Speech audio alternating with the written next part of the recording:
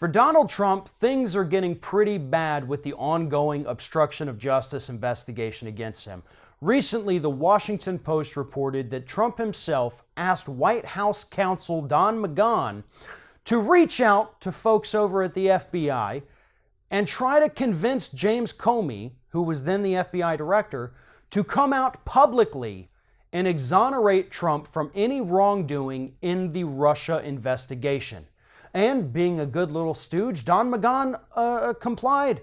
Don McGahn, according to the report, then called acting Attorney General Dana Boente, who is now actually the general counsel for the whole FBI.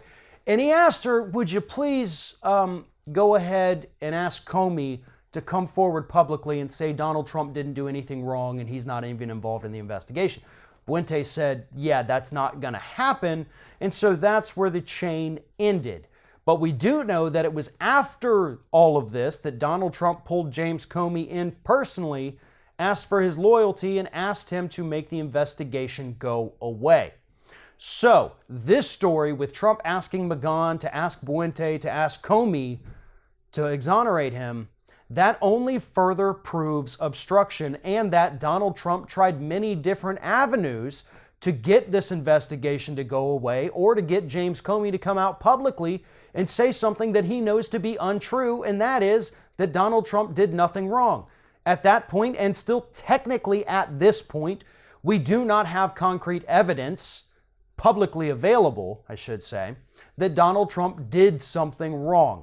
And James Comey wasn't about to throw his entire reputation on the line by coming out and saying that. He'd already pretty much destroyed his reputation the previous October.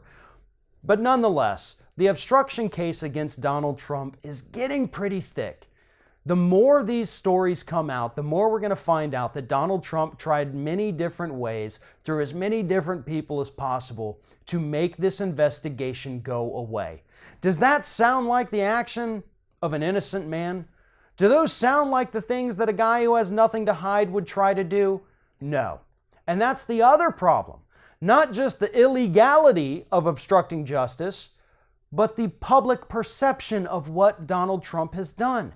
And I know there's plenty of Trump diehards out there who don't care one bit about these stories and will deny till the day they die that Donald Trump ever did anything wrong. But to the average independent out there, the person who doesn't stand with one party or the other, they see these stories and they understand that, you know what, for a guy that claims he did nothing wrong, Donald Trump sure reeks of pure guilt. If you're thinking about subscribing to our channel, I strongly encourage you to do that. But if you're not thinking about subscribing, I would encourage you to start thinking about it, and then once you're thinking about it, actually go and do it. You can see the subscribe button right there on the screen, or if you're watching on a different platform, go to youtube.com/theringofFire.